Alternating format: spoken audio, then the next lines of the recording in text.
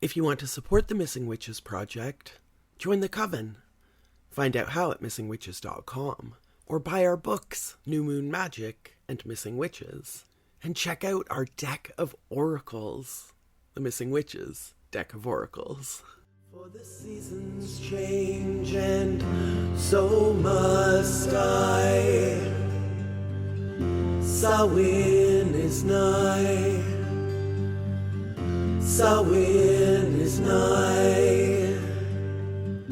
Samhain. Hello and welcome to another episode of the Missing Witches podcast. I'm Amy, and this year I'm celebrating Samhain, that halfway point between the autumn equinox and winter solstice, with 2 Gorgons and a lunar priestess. Maria Molteni, Vin Caponigro, and Lorena. I was so thinking about your last name that I added it to your first name. Laura Campagna. We're here together. I'm so excited to talk about Columbus Day and Columbus Park and Medusa consciousness and anti-monuments. But first, let's take a second for y'all to introduce yourselves or reintroduce yourselves to the Missing Witches Coven. Laura, you're the only one who hasn't been on the pod before, so let's start with you. Who are you today? What are you? Where are you going and where you been? Yeah, thanks. Hi, it's really nice to be here. My name's Laura Campagna, and I grew up in Boston, and I am joining you from that very place now. And I'm a writer and an astrologer and a tarot teacher and an energy healer. And I had the good fortune to collaborate with Vin and Maria on a very cool project last year. And it's really nice to be with you at this Samhain special. Yes, thank you so much. It's so great to meet you. I was so excited when I got the zine, and of course I know Maria and I know Vin, and I was like, who is this Laura? It's fantastic to meet you. Vin, who are you today? I'm Vin Caponigro. I'm an artist and educator, and I run a small press called Snake Care that is currently located in so-called Providence, Rhode Island, where I have the pleasure of printing a bunch of like radical and witchy zines and publications, including the one that we made to sort of summarize the project that we're going to talk about today. I had the pleasure of visiting Salem, and I was at House Witch, and I got a bunch of snake hair stuff when I was there. Awesome. Your matches and stuff. I haven't even lit one yet. It's been months because I'm like saving them for the They exact do right feel very moment. precious. Yeah. They Even for me, they are. feel very precious. And I have like hundreds of them in my house, you know? So Maria, who are you? Where are you going? Where you Hi. been? Quickly, we are recording, correct?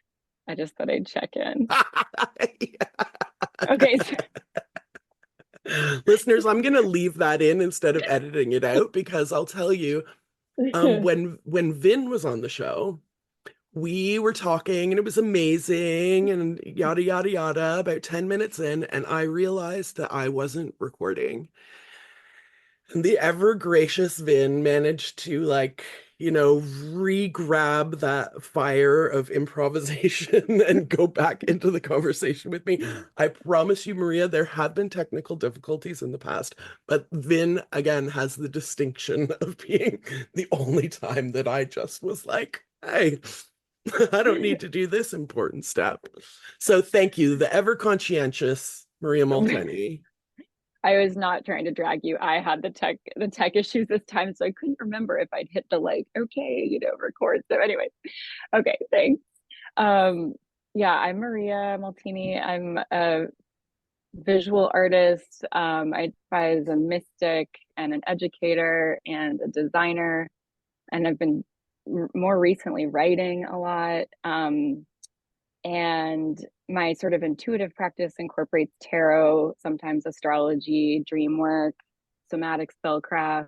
I'm originally from Nashville, so-called, Nashville, Tennessee, and live in Boston, where I met Vin and Laura, who I have also had the pleasure of collaborating with on this project and other projects over the years. So I'm really excited about And let's also shout out Ash, who is traveling and couldn't be with us today. Also, the day that we're recording is Ash's birthday.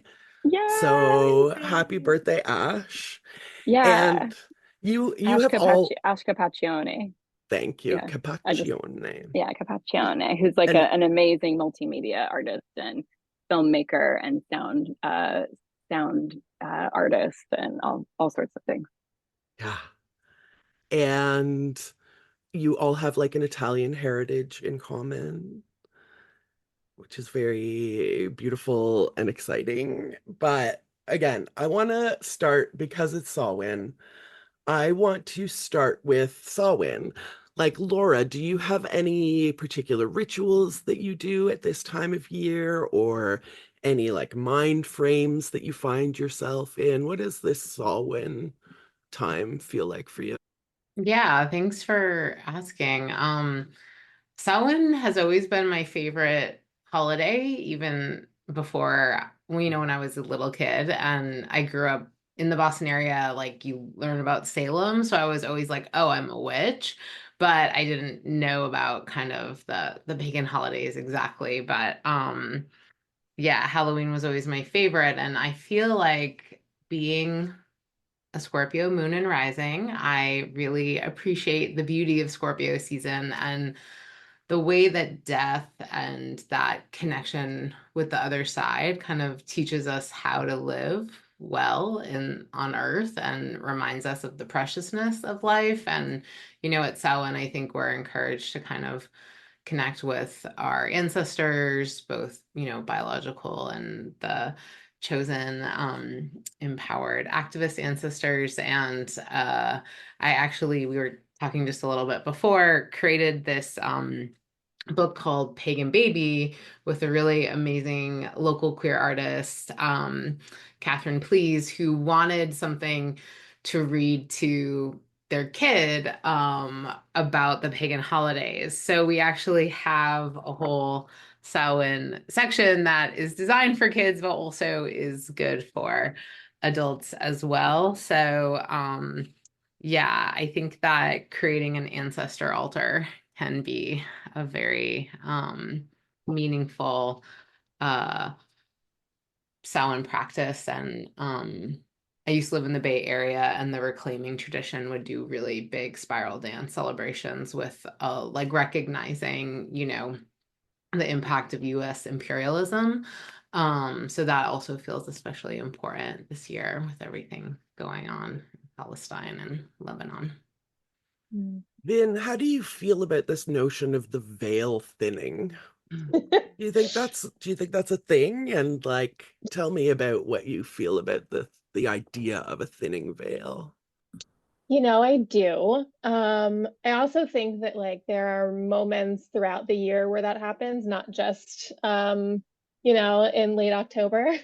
Although like I do understand the sort of like collective consciousness that happens around something like that. And it is sort of like this experience that is amplified during that time. But yeah, for sure. I mean, I actually curated a show in Chicago a bunch of years ago that was called Thinning the Veil. So like I'm like very invested in the idea from a long time ago. It's three artists that were like working with sort of like out of body and connecting to ancestors and creating work around that, not specifically tied to Halloween at all. It was like in May or something. Um, but yeah. And my last Samhain question is for Maria. What do you think about costuming as like identity play? You like actually read my mind. That's amazing. As I was sitting here thinking, what would I say about Samhain or Halloween?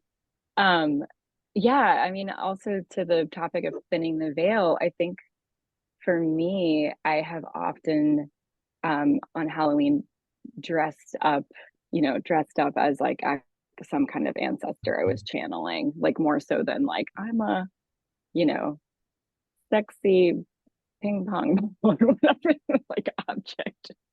I've been like I'm like Harry, Mary, Magdalene, or often I think it has been a cool opportunity to expand into my genders, because I kind of identify as gender expansive as much as non-binary. And I understand that costuming and Halloween can be like complex in gender expression. But for me, it, I think, has been an opportunity sometimes to like channel both different, yeah, like, I don't know, lives or identities or genders through the deceased, like ancestors or mythological figures that I was interested in. And I always found Halloween to be a cool opportunity to watch my very conservative father become a complete witch and installation artist. So I do appreciate like pop culture Halloween for like pulling that out of some people who don't think they am. Right. And this notion of decorating, right? Like which you were calling installation art. And I mean, yes. Yes, like public art. We're going to obviously talk a lot about public art, but the idea of decorating for a holiday being an extension of that.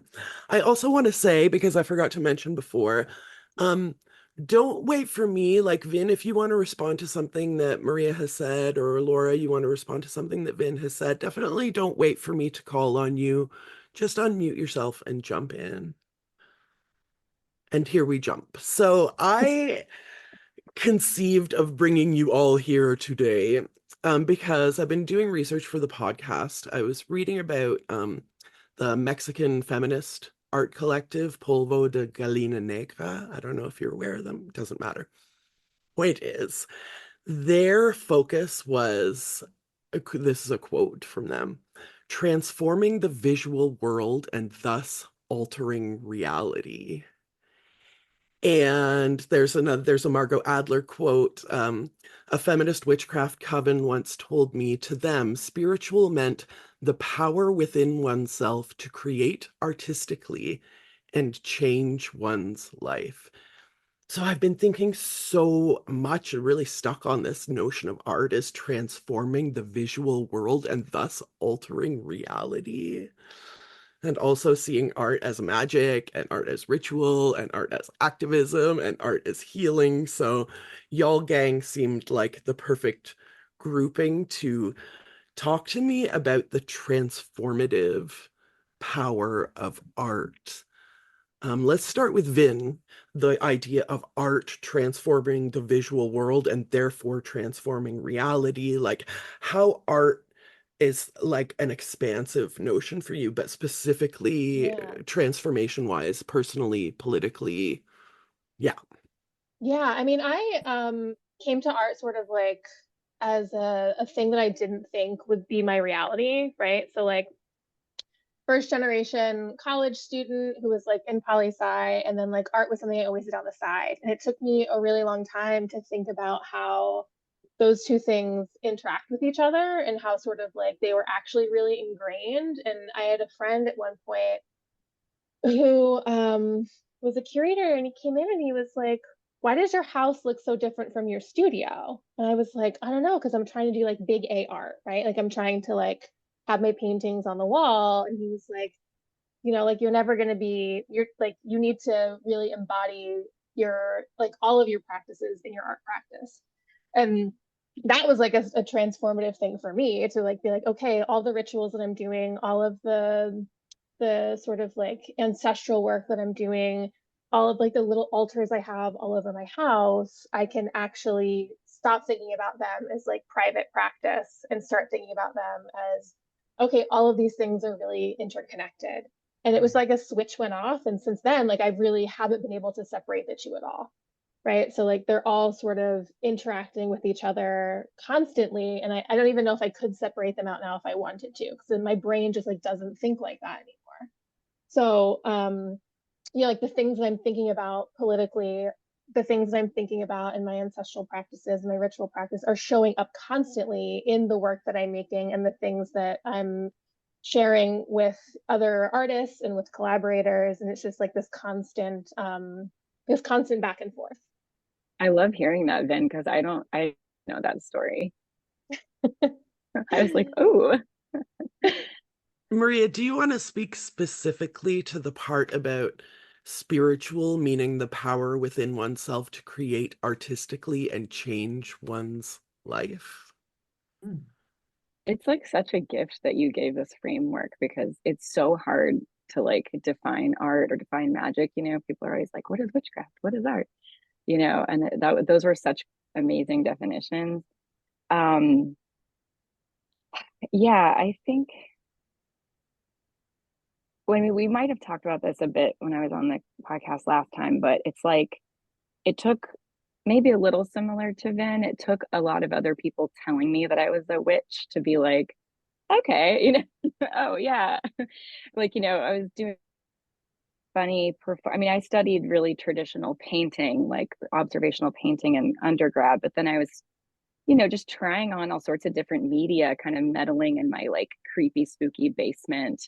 Um, and oftentimes actually watching like weird movies as I was kind of manipulating some sort of material that felt really relevant to like the texture of the film or something. And, you know, I ended up just doing these kind of strange rituals, mostly based in athletics, because, you know, I grew up not really separating like those like athletic somatic practices from spiritual practices, and also not really being able to separate my very Catholic upbringing from my creative life. And so, you know, kind of like Vin was talking about the early concept of what art was, and I thought to be an artist was similar. This is hilarious, but like similar as being a saint, which I think like speaks to sort of the like martyr masochist in my practice that I'm working to steward more towards abundance. Just thought like we learned about saints, and they were different from like, you know, from nuns, or, you know, my sister wanted to be a nun. I wanted to be a saint because I thought like, you know, that a saint was someone who kind of like transcended, I don't know, it's like this world in a lot of ways, sacrificed for something that they believed in, and kind of did something outside of all of the other systems or in spite of them. So um, I feel like it took a long time for me to realize that I was also creating magic in my artwork, to embrace that and then to start to do it more intentionally. Um, and yeah, I feel like I could go on and on, so I'll just cut it there. I mean, and also to do it publicly, I think that was one of the Right, scariest exactly. for me, is like taking the things I was doing in the studio or the things I was doing behind closed doors, and then doing them like literally out in public, or like, you know, putting them on YouTube for other people to see. Yeah, exactly. And I think also what Vin was saying about the mundane, like you know, I think that's been a core part of at least my art practice, is like transferring or just shining the whatever magic within the mundane, just bringing it out, and sort of vice versa, like bringing the magic into the yeah. Laura, how do you see in your life a connection, if any? I'll leave the door open to infinite possibility, between spirituality and creativity. That's such a, yeah, thank you for these questions. They're so good. Well, when I was younger, I was first drawn to visual art, and I'm a Capricorn sun, so the heavy inner critic was just like, you're not good enough. And I went towards writing, partially because, you know, growing up as like a queer kid in the 90s, I was like, nobody is telling our stories. Like the power of representation and yeah, was so clear to me. But later when I developed more kind of like consistent magical practices, and specifically um as an astrologer started working with planetary magic, where, you know, you're sorry, my black cat keeps running in and out. When you asked me who I am today, I wanted to say I am a black cat that will disrupt this conversation. But yeah, I had to, when I started doing planetary magic and making talismans, I had to go back to a visual practice that was really actually showed me how many blocks to my creativity I had still to work through. And I feel like that's the amazing thing, both about magic and about art, is that when I am able to say, you know, I desire this, I want this, I want to call this into being, I want to manifest this, I want to create this in the world. This is the world I want to live in. This is what I want it to look like. Then I encounter every part of me that has absorbed the messages of like why that can't be true and why that isn't possible.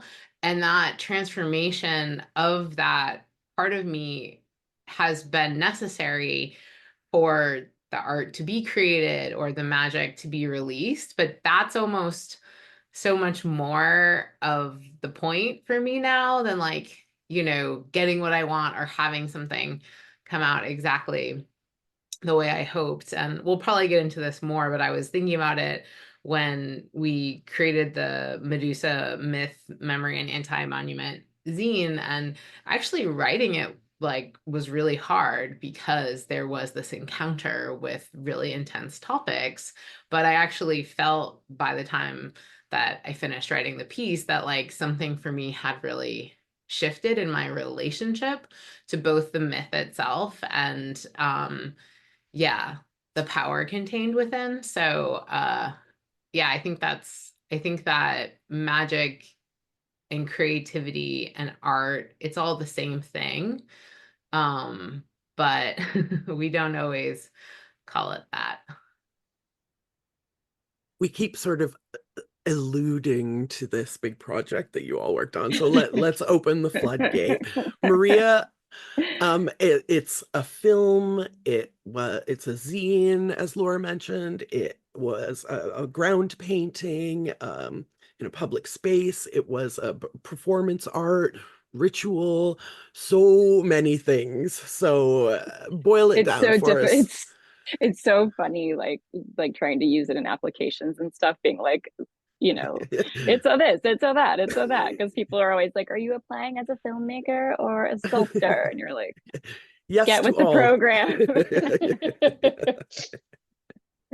uh, but I'm just sorry, you want to just kind of present the sort of, yeah. So I mean, ultimately, I paint a lot of artwork on the ground. I call them groundworks. I kind of refer to them as altars to the sky, shape-shifting labyrinths, or horror anti-monuments. And a lot, they started out as basketball courts and became more like these circular kind of like, yeah, launch pads or like labyrinths. Basically, I kind of realized I was painting labyrinths at a point, and started to incorporate a lot of astrology also into thinking about the bird's eye view and also like the reflection to the sky.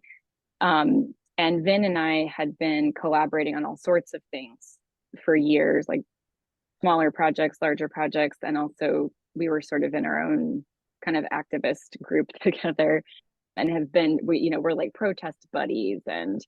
Um and then like Laura, who Vin introduced me to, had been my astrologer, and we were becoming friends and talking more about astrology as I was incorporating into. So when the Greenway in Boston approached me to do a public artwork and they wanted it to be a groundwork, they gave me options of a couple spots. One of them was in our, basically right on the edge of our historic kind of Little Italy. Then it's a very authentic Little Italy in the United States called the North End neighborhood in Boston. And my piece was going to be right next to our formerly beheaded Christopher Columbus statue, which is beheaded in 2020, among other times.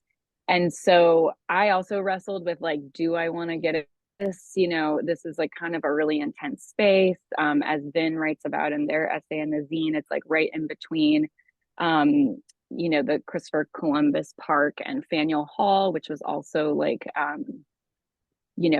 a channel of human trafficking and of enslaved people. And I mean, there's just so much trauma in that space, so much history in that space and the city. But I decided to like take the challenge because, funny enough, I'd also received this this heirloom that was my great grandfather's Christopher Columbus, like Knights of Columbus sword. that had Christopher Columbus's head on the handle. And and I received it the year that I got this commission, and I was like, boy, do I want to lop the head off of this thing and put something else in place. Then, Chris was beheaded, and Vin has been making, work under the title Snake Hair and, about Medusa for years. So I was just like, this would be the perfect thing for Vin and I to work on together, to kind of bring in like Medusa's head and Medusa consciousness. So I decided this would be the first like anti-monument. I'd been thinking about all the other works as horizontal monuments that are just flat on the ground. People can walk all over them. It's not about a man on a pedestal frozen in stone.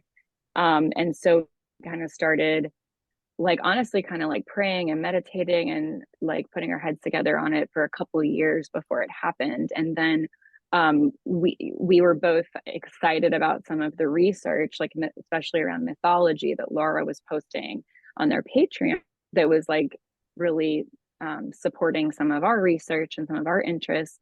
And it was really cool. So I invited Laura in, and then I invited Ash in. Ash is an old friend and collaborator. We've been collaborating for many years as this kind of collective house.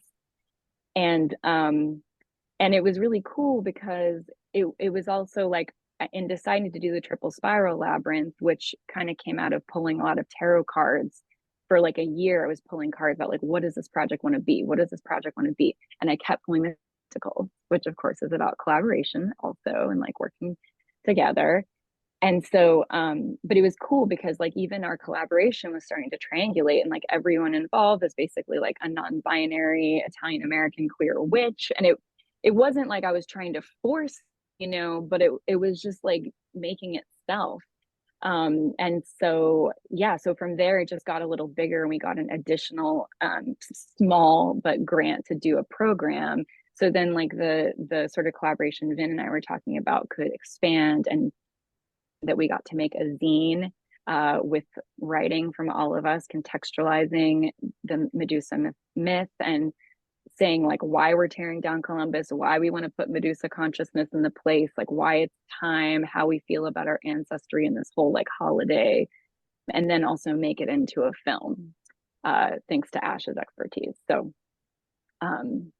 that's most of the logistics. And like you mentioned, Vin, you named your printing business Snake Hair, and we talked about Gorgons last time you were on the show, but yeah. I do want to just touch on some of y'all's essays from the zine. Vin, you wrote the Gorgons' heads because there were 3 in the story, right? Like we talk a lot about Medusa, but there were 3. Once used for protection, were co-opted and altered in later years by Greek poets who transformed the story of Medusa into a cautionary tale of what happens when women exist outside of patriarchal ideas.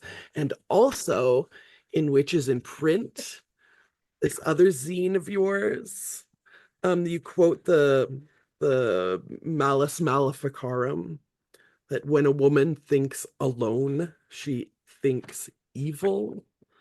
Mm-hmm. And I'm so excited about the like expansion of this idea of Medusa consciousness that runs through the whole project. And Laura, get ready, because I have some quotes from you too about this notion of Medusa consciousness. But like, tell me, like, how do I cultivate a Medusa consciousness?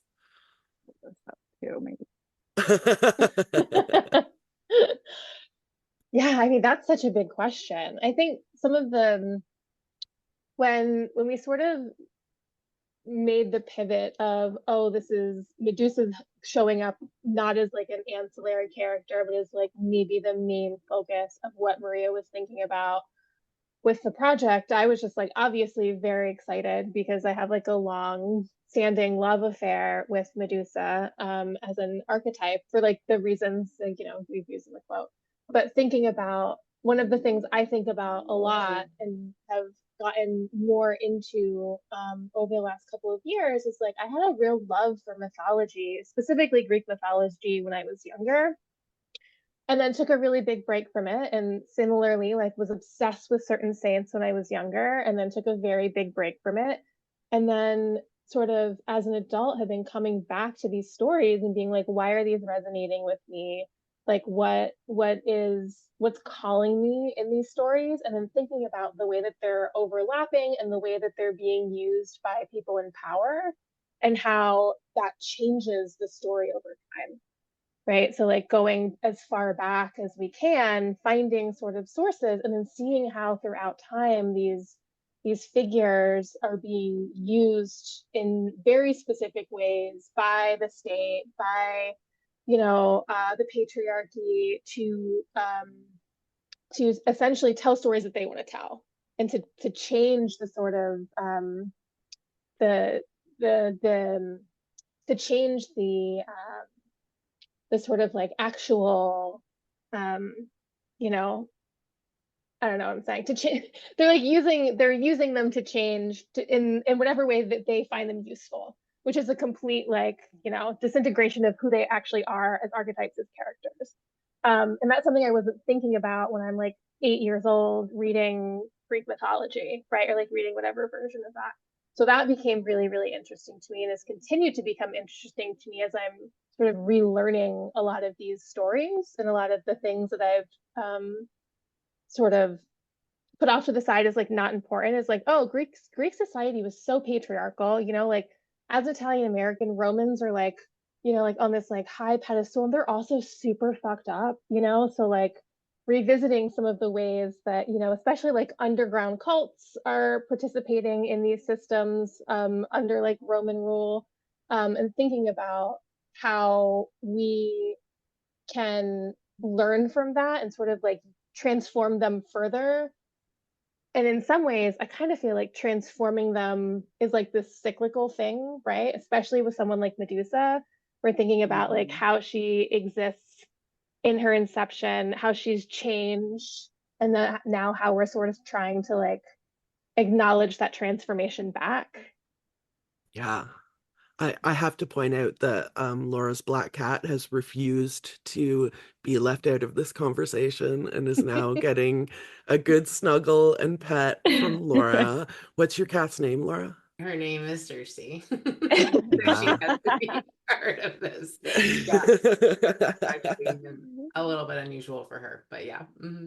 Sometimes the She's magic the is so missing witch powerful. also. Yeah. Yeah, it's gathering our familiars around us.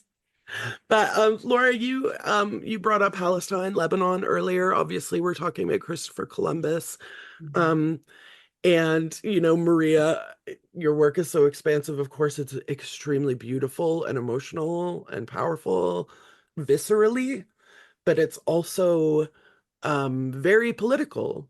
And I would venture to say, like, you taking it public, and especially in this park and where it's located and what that space means, is an act of activism, right? So, Laura, I want to know about all these connections, but specifically, like, how art can be political. Again, maybe going back to that, like transforming the visual world into the world that you want to live in. Yeah, thank you. I think that, you know, um, what Vin was talking about in terms of these archetypes are really old and they have had their own evolution, right, throughout time. But yet there's been a consistent reemergence.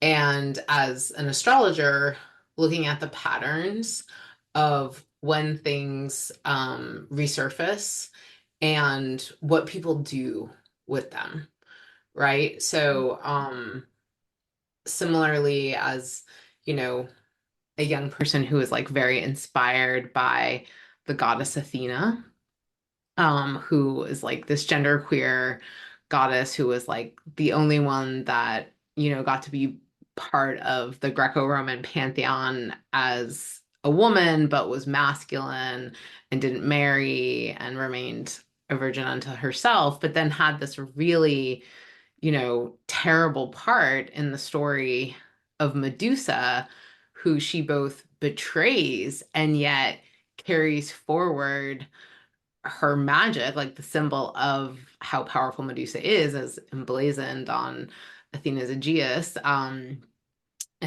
chest, and thinking about when we had Jupiter in Scorpio and the Me Too movement became, really big and emerged. And simultaneously, there was just all of this Medusa symbolism that really came to the surface. And when we think about trauma and we think about the way things get frozen in time, and we think about um, the way that pain kind of lives in our cells until it can be released and acknowledged and met.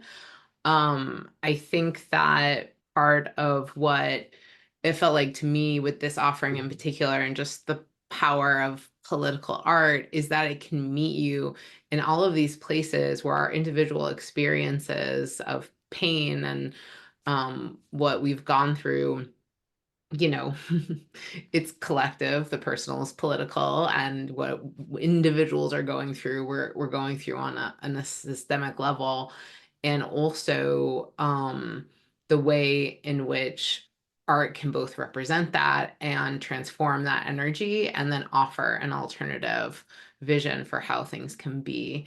So yeah, for me, this project in particular achieved all of that. And the fact that we did a public ritual during a time in which criticizing Columbus can be a very kind of can get a lot of backlash. And we were barefoot in downtown Boston, and just kind of like it was open to the public and anyone could show up. There felt like there was this incredible magic that was raised, and also this like real sense of like, we're not in control of this. We don't know how it's going to go. And so there was a little bit of like personal risk and danger that I at least felt, because my role was to engage with like every person as the high priestess and offer them some blood. So.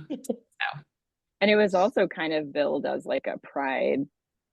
It was spring Pride month too. So yeah, we were like kind of like, what's gonna get rowdy? Like, what's gonna happen? And how did passersby react to what was happening? Before you answer, listeners, like pause the podcast, go to the show notes, watch the film, come back. Um, if you can, if not, like as soon as you're able to, because it's not just like a document of the piece. It really is like an art film unto itself. I can't stress enough, especially today at this halfway point between, the equinox and the solstice, to take 6 minutes and just like go and exist in this space, even that being like a form of ritual that you can do today. So once you're visually anchored in what they were doing in this space, like how did people react to it? Well, it's funny because Vin and Laura Ganci, also Laura is amazing too. Laura Ganci, who also helped paint the piece and then was also in the performance with us. We had the three of like, almost in like a little trance state in the middle of the thing. We were like walking the spiral the whole time and sort of doing these choreographed movements that we were very like locked in with one another. And Laura was sort of walking this like this kind of braid on fire, that was kind of like the outer border. And I really kind of thought of, so Laura was sort of like the priestess and we were like the gorgons, and we had these like mirrors on top of our heads that were sort of braided around our heads with these bells. Like we had these kind of like braid beards that had bells on them. And we had these ancient Medusa coin images printed on the top. So it was like facing the sun on the solstice, and being captured from above by the drone. And so I kind of thought of Laura, like, you were kind of like the liaison to the public and also like our kind of protector. And you also, took this special oil that we had made that Vin had actually brought from Italy and like anointed us to kind of like wake up the consciousness or bring the gorgons forward. And then also went and it was this red oil that Ben can speak to, but it's like one drop of blood destroys, one drop of blood restores, and like doing that in each person's hands, which again, yeah, super intense and powerful. So Laura might be able to speak more to like the experience of interacting with the public in that moment. Well, I will just say that I think that there's just a huge need for public ritual. I think that, humans, the decoration of the seasons and like holidays, like to me, that's people's longing for the way that we used to acknowledge that something's shifting, the energy is changing, we're in a different phase. And so I feel like Maria created this space where people could come and interact with this energy. And some people came intentionally, but some people were just passing through. And that kind of spontaneity, that synchronicity of, whatever Medusa means for any individual, or whatever the concepts of heaven and earth and fire and water as transformative and healing, that was an opportunity for people to consider what they wanted to heal and what they wanted to destroy within themselves or have transformed. And so I actually thought it went better than expected. So yeah. Yeah, people were like, after we sort of did this 3-part ritual to awaken Medusa consciousness, and there had been this prompt in the weeks prior for people to submit ancestral or like heirlooms, and that was very broad. Heirloom could be, but this idea of submitting an heirloom that we were planning to like melt down and sort of reshape. And so, my essay is kind of about like melting the tools of the master and like reshaping the tools of the monster. And so that was, it wasn't, I mean, people needed to bring heirlooms to the physical thing if they wanted, but they'd already submitted them as photos that Vin had designed into sort of this like handout poster that actually had these cool glow in the dark Gorgon heads printed on it. So when you brought it home, you would like them. And so that was kind of the prompt, and they were invited to walk the spiral. But I think I have to just say, because it's like to keep it real and it's like also just hilarious, like someone brought this like massive weed pride flag to our ritual, and it was like kind of like in some ways stole the show. I mean, by the time people actually started walking, it was like there was this like huge like whipping flag that was like rainbow and had like weed leaves all over it. And I remember Ash, oh my God, like, can I get any footage of this piece without that giant weed flag or whatever? But so that's actually one of the reasons that in the film you don't see as much of the community engagement piece. I totally forgot about the weed flag. Like I just like erased it from my memory. Maybe I shouldn't have brought it up then, because I was no, I mean, I'm like, I do think it really speaks to the sort of like trance-like state that you were talking about. Like we were on, like we got there at like 10 o'clock in the morning maybe, and we were there all day, just doing the ritual over and over again, fine-tuning things, like recording things, like changing, making slight adjustments to everything. And then at like 6 o'clock or something, we did the ritual with the public.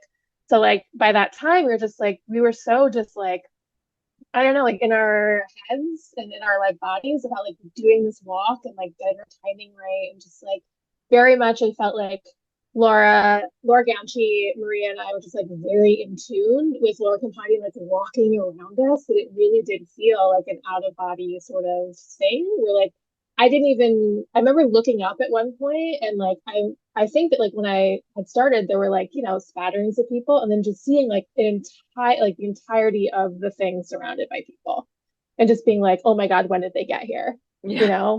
And Totally. then being in the middle of it and having folks walk around us, like as they were like entering into the piece and like experiencing it for themselves, like it was um it was like a very lovely experience. Like when we were originally talking about it, like there is always this nervousness when you're doing something in public. So the relief that comes when like there's no one like screaming shitty stuff at you and there's no one like interrupting things, like just like that breath that you can take when you're like, we did it, and it felt really good and it felt really powerful, and we didn't have to deal with anyone's like bigotry or bullshit or whatever. Like it was like, yeah, a lovely experience. Do you think art, sort of like in the same way as comedy, like softens things enough that people can absorb them differently? No. I mean, maybe sometimes, but like when I'm doing things out in public, like I have people yelling all sorts of wild and inappropriate shit to me. Oh my So I God. think it Working in public space in general. yeah. Yeah. I mean, the process of actually the thing was like very Oh yeah, I can't different. even imagine the painting, because at least when we're Ugh. doing the ritual, it feels like it is a ritual, but Mhm. like when you're just painting, anyone can come up and say anything to you. Yeah. But there were like, I mean, there were a lot of just ridiculous characters. I mean, we don't, but like they would like literally film us doing labor. Like there was like a fence around it and they'd like put their cameras like over. And I'm like, no, I'm not, I'm not like there's a street performer down the street, that we're just doing work. Um, but sometimes like these funny characters would show up that would like, we'd just all look at each other and be like, that person fits the bill. Like, where did they come out of? Like, what cloud did they step off of? I don't know. Just yeah, some of the people kind of lingering, and I'm always kind of paying to those little omens. I mean, I do an altar to every project, and used a Medusa essence we made, which was different than the oil, but in like every morning would drip it in the center of the three spirals and then the center of the piece, and sort of do a little bit of a blessing to protect the piece, and you know but like uh I forgot. Oh, but yeah, I just always pay attention to things that happen, and particularly if there are ever like little animals, or sometimes I'll come to a piece and there will be like a family is in the center, or some bird will come do a thing or so. um yeah, I'm always kind of paying attention to that too, because they're the public as well. Yeah, and I felt like there was this engagement throughout the day of people Hmm. who saw us and saw kind of this embodiment of the divine feminine. I mean, I had a street performer guy like come up to me and be like, "What are you doing? What is this?" And then like be like, "Oh, you're the lunar priestess," and kneel down. And I was like, I guess if you asked me what I wanted from a ritual, it would be a random man venerating the divine feminine in public spontaneously. But yeah, I think that giving people the opportunity to engage with those archetypes in Hmm. a public way is like infusing magic into that area that really needs it. I also And think the triple spiral is just like a really it's like a really immediate symbol for so many people. So many Mhm. people respond to it. And so even if they don't all the layers of the Medusa consciousness, I mean, there's a statement there, but people were actively always responding and being like, I know what that is, like that's the Triskelion, that's the triple spiral. Oh, I have one around my neck, or, so sorry, go ahead. I just want to return again and again to this notion of Medusa consciousness, and I want to read a couple things that Laura wrote. Um, Laura, you wrote, Medusa consciousness initiates us back into snake wisdom and the wholeness of our beings. It champions those who have been silenced and encourages an embrace of that which has been locked in pain for too long. And also, Medusa consciousness contains both the poison and the antidote for the patriarchal pathology that we have all been living under for the past 3,000 years. Can you tell me specifically Medusa consciousness, or generally um, public political art and ritual are both contain both the poison and the antidote? Yeah, thank you. I think that when I went to undergrad, I was obsessed with finding the origin of patriarchy because I had this idea that if we went back to the beginning, we could fix it. And that takes you really pretty far back in human history, to the original kind of yeah, the lunar snake cults that were worshiping the cycles, paying attention to the cycles and the power of transformation that the moon is representing through the waxing and waning every, 29 and a half days. And um, snakes as something that if, for those of us that were brought up in Christian, I was raised Catholic, this idea of women being responsible for the downfall of humanity and as initiating pain and death into the world. So, the snake and women just ruining it for everybody. But actually, the snake being a symbol of the goddess that you can follow as a metaphor for the way in which, Christianity came and tried to stamp out these indigenous practices, and also there's a lot in terms of feminist interpretation of myths that kind of doesn't allow us to rest in this easy place of we were always just being abused and harmed, that allows us to also kind of acknowledge resistance and choice and autonomy that existed even under oppressive conditions. But in order to get there, you do have to, or a lot of folks have said, like, you have to enter the myth where you first met it or where it's been, transmitted to us, which is in this place of patriarchy. So I think that for me, looking at the Medusa myth, it required me to like really go into all the different parts, and the complexity is actually for me where the healing happens, because that's beyond the binary, right? There isn't just like good and evil. There is like the evolution of humanity and how rich it's always been in terms of people making magic, even when they were risking the most by doing it. So yeah, I think that's a bit about Medusa consciousness being the outlaw. And there's a turn of phrase too, that y'all use, waking the monster's tools.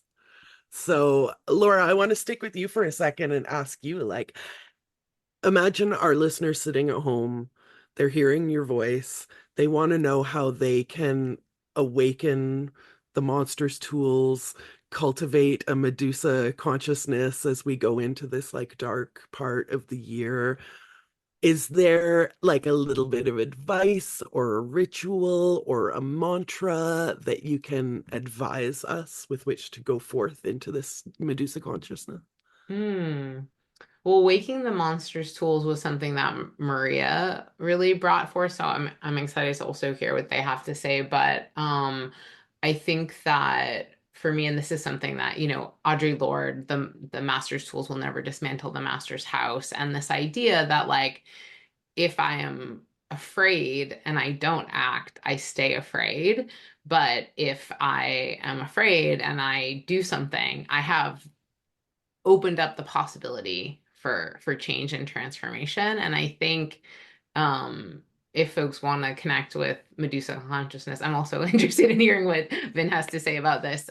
Following that concept of snake wisdom in terms of like, what does my body need right now during the lunar time of the year when there is more um night than day, when we're dreaming more, we're spending more time indoors, and also like what are my dreams showing me and telling me both about like what I'm afraid of and what I'm trying not to, I can't in my waking consciousness confront or deal with? What are the parts of me that are desiring this kind of shedding and return to wholeness? So that would be, yeah. I mean, even just kind of like drawing snakes and meditating on them, I find that a few years ago when I took a Medusa class and I would go walking in the woods, there would just be snakes everywhere. And that didn't like that doesn't happen to me now. But like meditating with the snake can just be it can bring up a lot. Mm. Yeah, I mean, I love everything that you've brought up about the snake, so I don't need to go any further on that. But I'll say that one of the things that has helped me a lot too is thinking about like, and Laura, I think, was maybe the first person who introduced this idea to me, which like the idea of Medusa as like originally part of a triple goddess that, thinking about things not in terms of like, oh, there's this only one way of doing things, but thinking about the sort of multiplicities of how we can attack certain problems or address certain issues. So thinking about like if Medusa, this like really important, powerful, transformative figure, like is part of a whole, right? Like I'm also part of something bigger and I can sort of like input myself in the place where I'm most needed and then pull myself away and find another hole that I need to like fill, right? So it's not me doing everything all the time. It's me figuring out where I fit in and where my energy and my time and my, like sometimes my money is most needed. Do you have like a mantra that you return to like facilitate that way of thinking in your Oh, I own have a lot head, of in your own life? I do. I mean, I'm in this the practice of like rewriting prayers, and Marie and I talk a lot about that, and have like a long practice of like doing that with the rosary and like sharing our prayers and doing the rosary together with our individual prayers.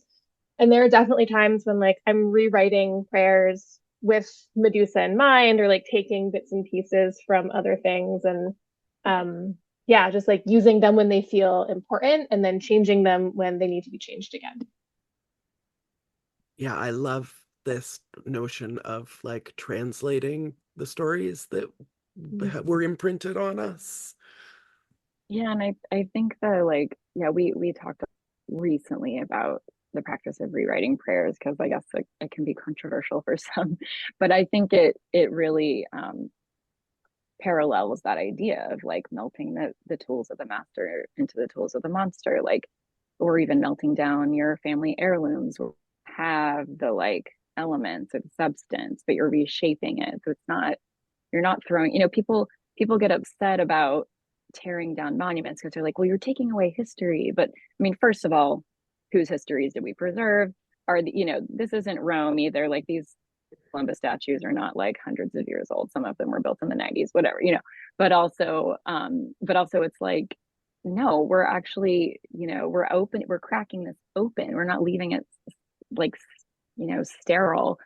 And I think that as far as, I mean, all due respect to Athena, and I understand that she's complex and I can even like summarize Athena, right? But I like feel like I'm in a phase of my life, at least, of like really confronting her and what some of what she stands for, because I think she is this like incredible figure who also, yes, is connected to Medusa, like comes from Medusa, comes through Metis or Mitis, but kind of has managed to hold her place of power through the tools of the master.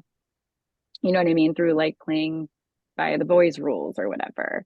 And so, and like, so, well, it's interesting because when we started this project, we all talked about our own separate relationships to Athena and even like from childhood, because then Athena was like your mascot and Oh. Well, I went to Bryn Mawr, which is an all-girls school right. outside of Philadelphia, and we have a tradition where there's a giant Athena statue in one of the great halls, and you go and you leave her presents when you need good grades or like when you need like a favor bestowed upon you. So, Yeah. yeah. And like I grew up in Nashville, Tennessee, and we have an exact replica of the Parthenon from a World's Fair from like the 1800s, and it's so it's been restored. And before I ever knew where Greece was on a map, we were like hanging out at the Parthenon for birthday parties and stuff. And there's a giant gold Athena inside of the Parthenon that my like childhood acquaintance's dad sculpted. And so I actually like ended up showing a film at the Nashville Film Festival recently, not the Medusa one, which is funny. It was a different one, but I went to the kickoff party at the Parthenon and I brought my Medusa zine and I like went up to Athena and I was like, free Medusa, free Palestine. like was being like crazy. Film boys were like, who is this person?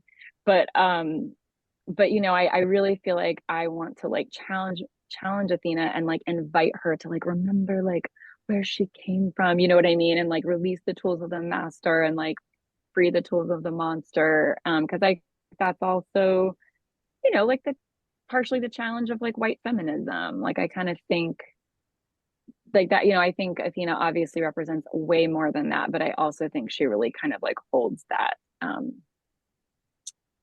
that kind of like hegemony.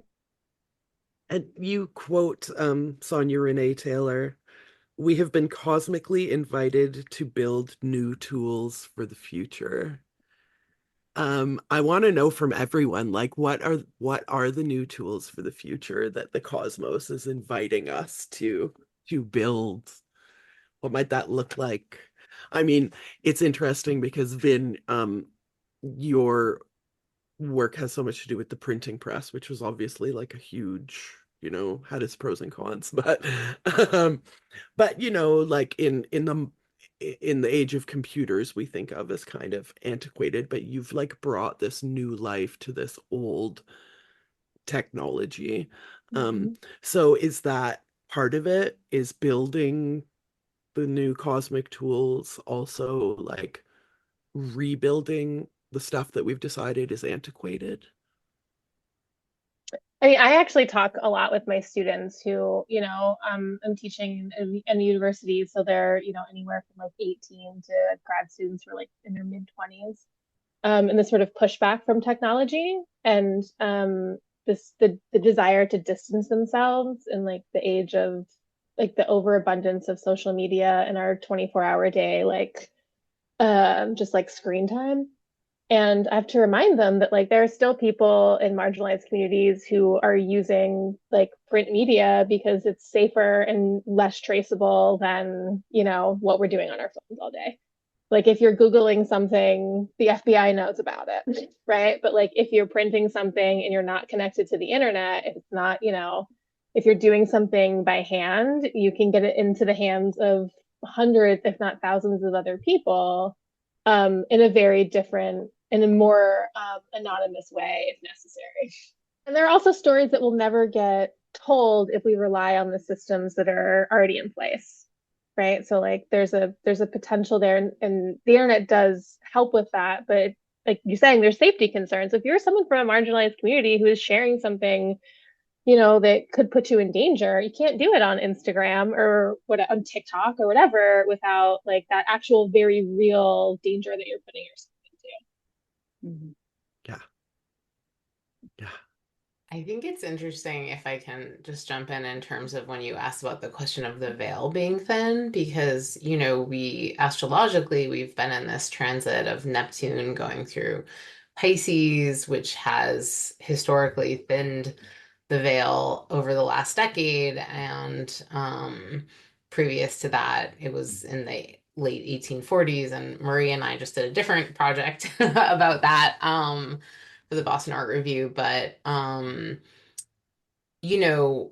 now Saturn is in Pisces and like actually bringing those dreams into reality. Like Saturn is about making things real, dedicating ourselves, putting in the hard work and effort to create something tangible. And Pisces is that cosmic consciousness that we are all connected to, the oneness and the dream beyond um the dream, what's beyond the veil, right? The unmanifest, and also before even the manifest. So I feel like the problems of Earth are not going to be solved by the thinking on Earth. It's going to be solved by each of us channeling what wants to, and I think is desperately trying to come through right now. And we've only got another like year or so of this energy before both Saturn and Neptune move into Aries, and we have a really different vibe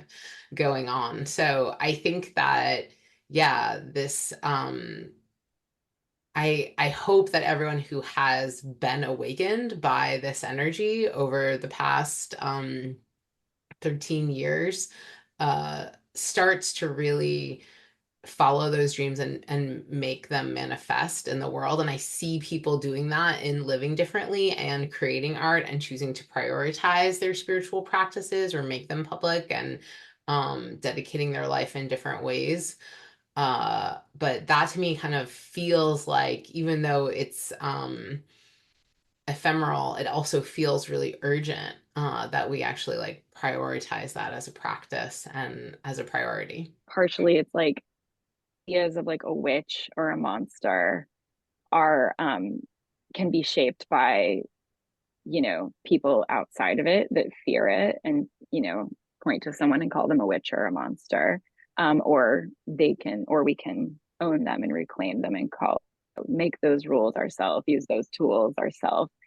And so I think, you know, that's part of it. And, you know, especially in my essay, I unpack a lot of like, who's the monster now? Who's going to be the next monster? Like who, you know, who do we trade out? Like those of us who are not as white or whatever, you know, privileged or good, or you know, that are the monster of the moment. If we're like kind of given like a token or a pass to whiteness or privilege somehow, or to like the status quo or mainstream, and we take that, becomes the monster. And like talking about these cycles, and also like sometimes the monster's tools are also just reclaiming your own like tools and power, because like Athena, who has Medusa like on her chest and on this, it's like she's still using the tools of the monster.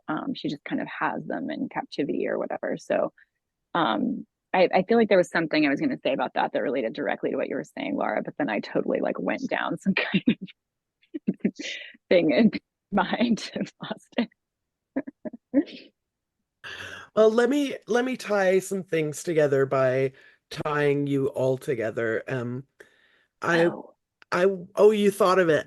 I remember. I'm sorry, because you were Yeah, talking about, I'm so sorry. I'm so sorry because you were talking about Saturn and Neptune. I would say that a big part of us like calling in Medusa consciousness was to reconnect the head and the heart and like the mind and the body. So that's like a major, major component. Yeah, that we need for moving into the future. So my final broad question, and feel free to keep it as tight as you like, is tell me about how important it is to collaborate, to work with other people, to sort of reject this like isolationist myth of the artist. I think it's super important. You know, like there's this essay that Mark Fisher wrote that's called Against Competition. And it's like specifically art practices and how we're in the scarcity mindset and in the capitalist patriarchy that we're living under, like there's so much ingrained in us, especially in like a place as individualistic as the so-called United States, that we're just like constantly supposed to be competing with each other for resources, for grants. And there's some reality to that, just like in the world that we live in. But we can make this sort of active choice to not participate in our creative practices in that way, right? And not to say that collaboration is always easy. I feel like I feel so blessed to have been part of this collaboration, because it was like not without hiccups, but it was really fruitful and really generative. And the things that we were able to create were just like really impactful for me personally. And I think like the project in general. And collaboration is not always that way. You know, like collaboration can sometimes be really, really hard and really painful in a lot of ways, especially when artists with egos are working together and, you know, things don't turn out exactly how you think. You know, like when people aren't sort of responsible, or like you're not just like clicking in the same way. That but that should not be a deterrent to future collaborations, you know? So I'm glad that the bad collaborations I've had or like the difficult ones, the unfruitful ones, haven't stopped me from that desire.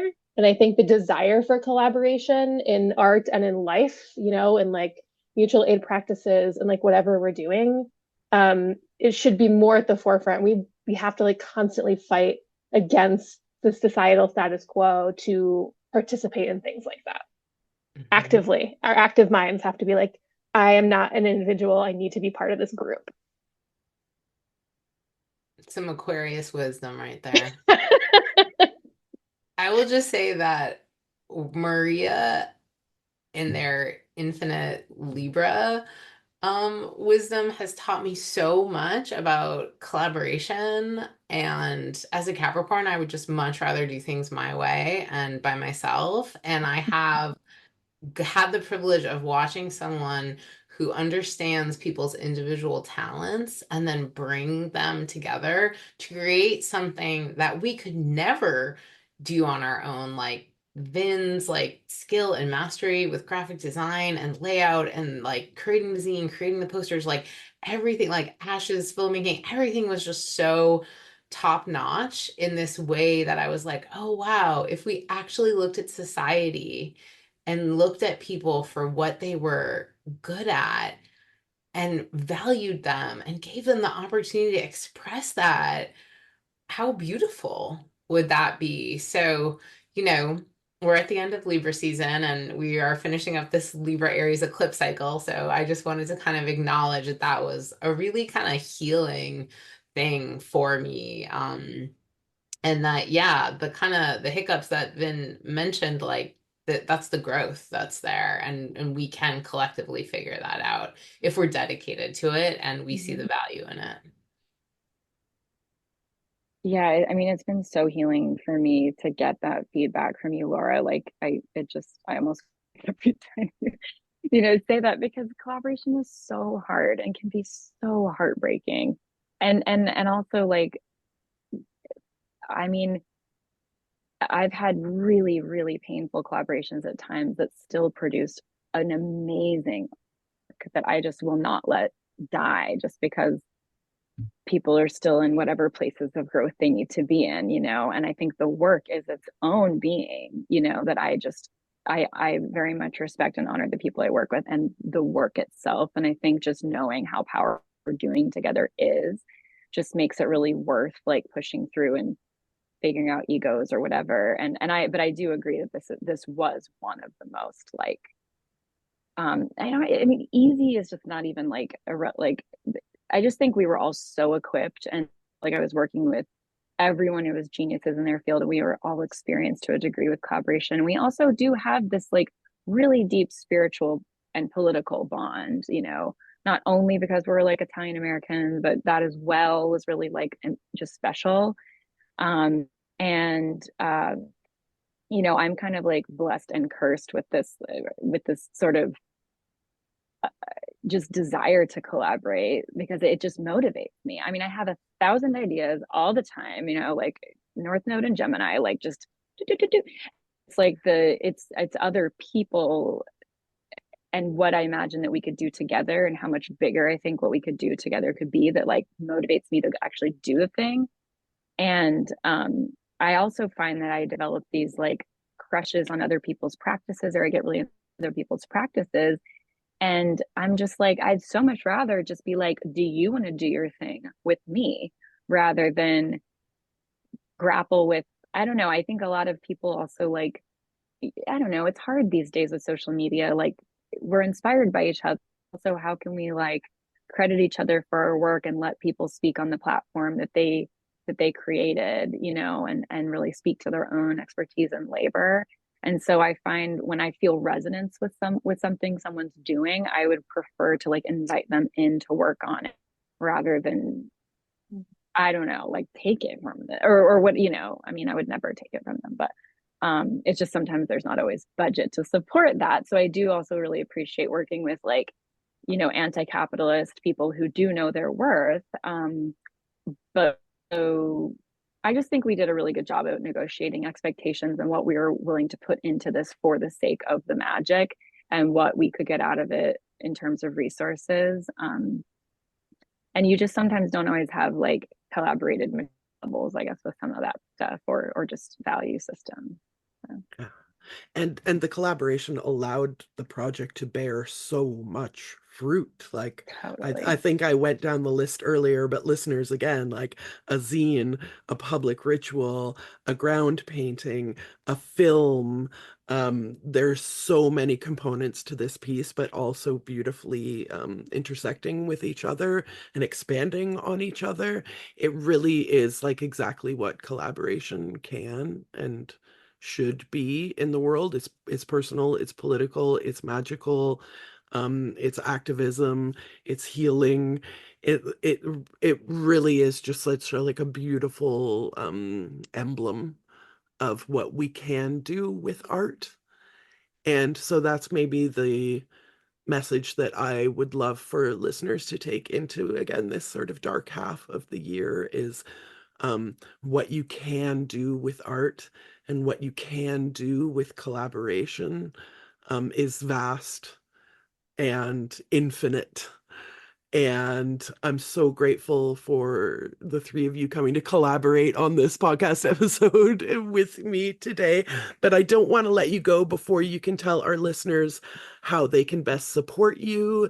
Vin, if you want to talk about snake hair, Laura, we already talked about pagan baby, but I would love to hear a couple more sentences about pagan baby. So maybe let's start with you, drop your social handles, and also a couple sentences about pagan baby. I just like saying pagan baby. I wish it was my band name so I could just say it all the time. Seriously. Oh my Pagan baby. Thank you. Yeah. Pagan Baby is currently only available for digital download. If is anyone listening who would like to print it, we've come close with a couple of publishing houses, but it hasn't happened yet. But yeah, we're still looking for the right kind of home for it. So let me just interject to say if you are in any way affiliated with a publishing house that you think would be interested in Pagan Baby, listeners, what an amazing way to collaborate with Laura. Yeah. And that's at paganbaby.club, I think. And then if anyone is interested in my work, I publish bi-monthly newsletters that are available through my Patreon and also on my website, lauracampagnastrology.com. I publish more frequent kind of astro weather mundane horoscopes on Instagram and I guess Facebook, lauracampagna.astrology. And yeah, Maria and I have a new article coming out on spiritualism and Shaker era of manifestations and Neptune and Pisces in the Boston Art Review that I'm really excited about at the end of the month. So yeah, if folks are interested in a reading or healing, anything like that, get in touch. And of course, all these links will be in the show notes. Listeners, you're going to get hit with a bunch more links now. Vin. So yeah, I have like an individual artistic practice, that's based in performance and multiples and ritual. I have a website that you can follow, which is my name, vincaponigro.com. And then I also run Snake Hair, which is a small anti-capitalist independent print house where I'm actually right now designing for our third open call, Occult Studies, Burn It Down, which I hopefully will be printing in the very near future. I'm also working on finalizing a studio space here in Providence, where I will be hopefully like hosting more workshops and inviting folks in to like come and print with me. I did my first snake hair residency this past year, so inviting an artist in to come and use the press, but it was in my house. So hopefully in 2025, out in the the real world where people can come and take workshops with me. And all of that stuff is at snakehair.com. And I recently got Maria's latest newsletter. And it was just like, here's the billion things that I'm working on. So, Maria, tell us about the highlights of what's coming up for you and where people can find you and support you and all that. Oh, thanks. Well, yeah, I have like my Instagram, Strega _Maria, and also Maria Molteni _studio.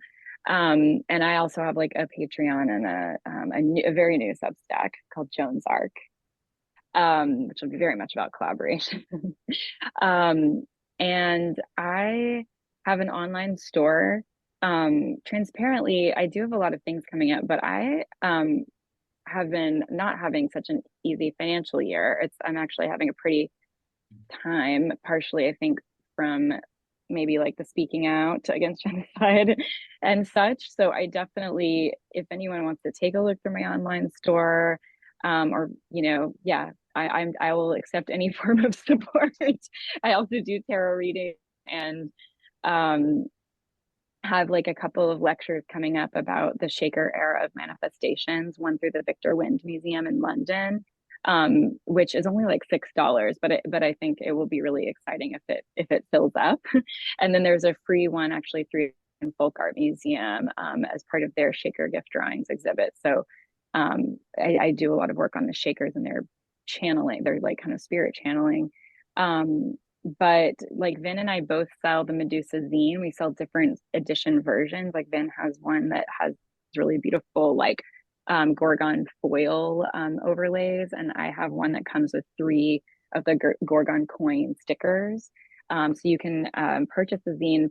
But honestly, one of the biggest ways I can feel supported is just share the work, please, because I am not institutionally supported, and I like really do a lot of my own like promotion, and I'm like pretty tenacious and just trying to get stuff out there. And I feel like there are these like massive, for example, initiatives throughout the country right now called like Unmonument, Demonument or something. And it's like sometimes I feel like I'm like shouting from the mountaintop, like we've been doing this stuff, or like we have a really important piece of this puzzle that like needs recognition. And also hearing people talk about Columbus Day, and I'm just like so proud of the zine, and I'm just that's like it's all there. So I just really appreciate people sharing the work, so that it doesn't go, so that like queer radical femmes don't continue to go like unnoticed and sit in the shadows. Yep. Promotional TED Talk. That's the problem with being a visionary, right? Is that people are going to come up 5 years behind you, and you're going to be like, we've been talking about this. We've been doing this for years. It's the price of being a visionary.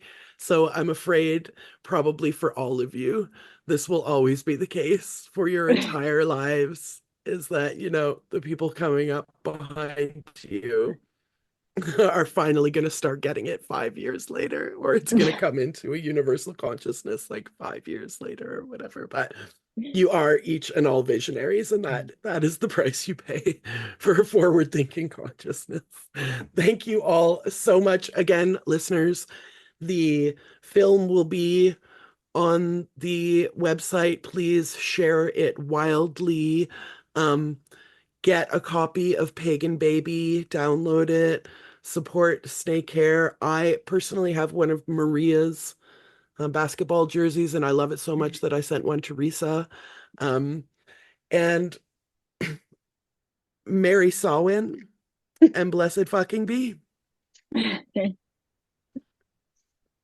Thank you so much. Thank you. Yeah, That this was great.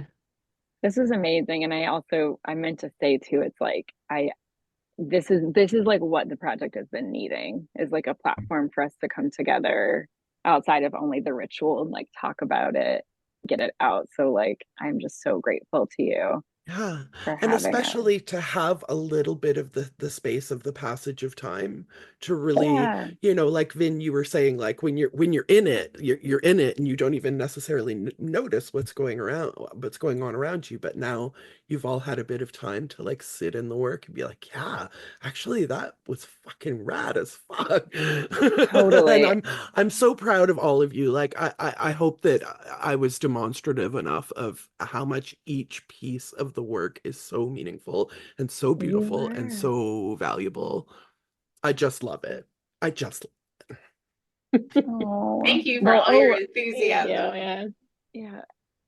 And one thing I forgot to mention is that actually we might end up doing, well, we will do some kind of a spell, because They are going to be blasting the mural off soon, which is bonkers. And they haven't told us when. I was trying to get them. They might do it this month by the 31st, literally, or they might do it spring. So right now, people can still go see the work in downtown Boston, and we'll post an update about like kind of how we plan to close it and yeah, when it'll be gone. Yeah. I'll put a note in the show notes as well, Okay. listeners. Like, you can actually go still see this if you're in the Boston area. Maybe you are unadvisedly going to Salem in the month of October. If you are, that's amazing. I wish you luck. But pass through Boston and check this out too. Thank you again so much. 2 Gorgons and a lunar priestess. What an amazing way to celebrate Samhain. Thank you. Thank you. Thank you. I love it. And yeah, and happy birthday, Ash Cabacione. Happy solar return. Yeah. As leaves and empires fall around me, fall around me, fall around me, as leaves and empires fall around me, fall around me, fall around me. I give thanks, I give thanks for the spirit in all things, for the magic that it brings, for the seasons change and so must I. Samhain is nigh, as leaves and empires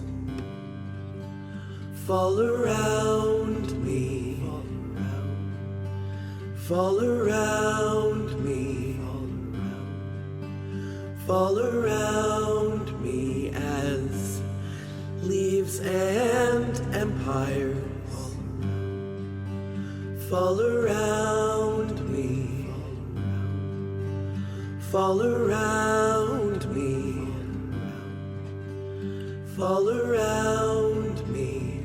I give thanks, I give thanks for the spirit in all things, for the magic that it brings, for the seasons change and so must I. Samhain is nigh, Samhain is nigh, Samhain is nigh.